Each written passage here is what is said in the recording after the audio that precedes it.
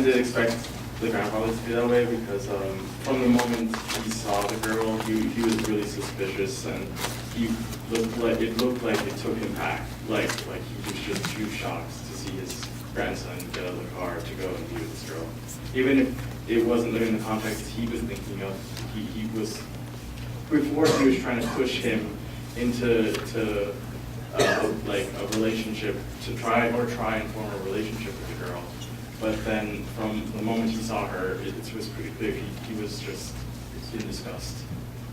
See, that's fascinating. I watched the film being like you saw the country music you heard in the car, you saw the little Christian tea, like the Christian tea, I'm sorry, the cross.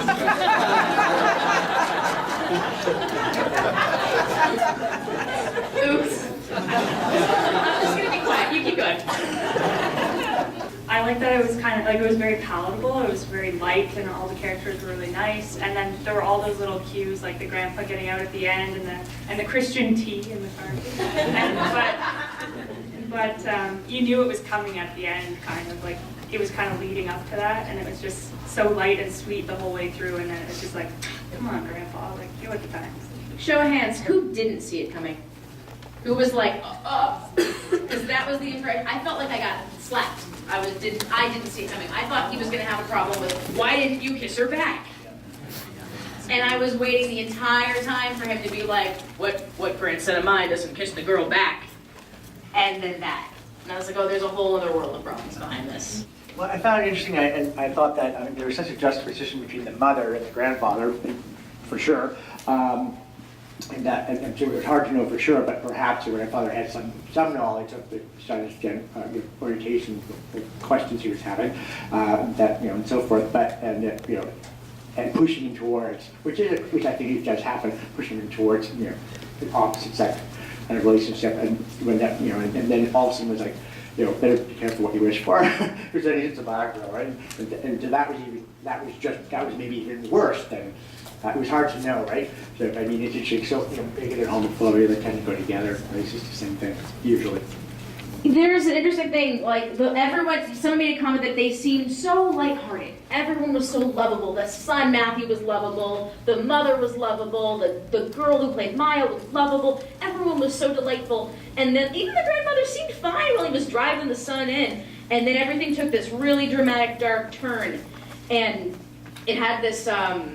This sense to it, like, oh, I wonder what's coming next. What's this bad thing that's going to happen? What did you guys think about this piece? Like, it was shot beautifully, it was casted beautifully, and I thought, why did the mother let the grandfather drive him at all? Ugh. I don't know. Like, I feel there's a lot of ambiguity in all of the films, and that, like, I mean, in my own kind of personal experience, it's like, oh, he's obviously, I guess, out to his mom, where she's more accepting of him, but not to his grandfather. So I think, I mean, there's a lot of kind of lost time in the drive back, where, a lot could have been said, right? So, I mean, and you don't know how people react to those sorts of things. So my own kind of like, that was my experience of the movie. Is that, obviously the son comes out to his grandfather, and the grandfather doesn't take it that well, and in a typical, fashion, just, reverts to. Did you like the film? Yes, I liked it. It was great. It was very well cast, so yes. So for me, the one thing that caught my attention was I saw the gentleman, the old man, the grandfather. Second, I saw that young lady in the playground that met his grandson. I knew immediately he's not going to have an issue with anything else because he can't see that. And I almost expected that comment to be made sooner rather than later. I think what it highlights for me is, in today's day and age, if you can't get past something that happened many, many, many, many years ago and come to terms with the fact that we're all the same, diversity makes us unique, and so on and so forth, this kid has no chance in hell to come out to his grandfather when he's still caught in this, oh my God, are you really making a big issue about me having a black friend? Like, that's just ridiculous to me. So for me, it was painful to see that this boy was singing, he was having a great time in his bedroom. His mom, my guess is that she's aware, because for me, and it was the fact that she was likely aware, is that She made a point to her father, if it was her father, to say, like, it's not his girlfriend, he's not going on a date. To me, that was a bit of an indication of perhaps she knows, and she'll let him be who he is and come out on his own terms. It's unfortunate that I don't feel that he'd have a good experience with his grandfather if his grandfather's commenting on the friend. Yeah, she actually comments on the shoes too, like nice shoes, those look familiar. Like she knows, and she's cool with it. I know we can focus on the grandfather as part of the past. He was the past to me. But the friend was a sign of progress to me. And I'm a teacher and I see it how it's just commonplace with the kids. They don't flinch at differences. They just don't, and it's incredible.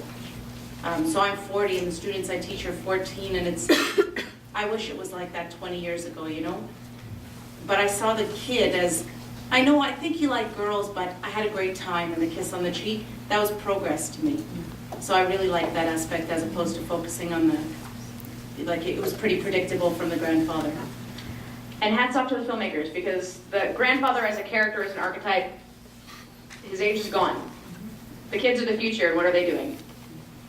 He's creating progress.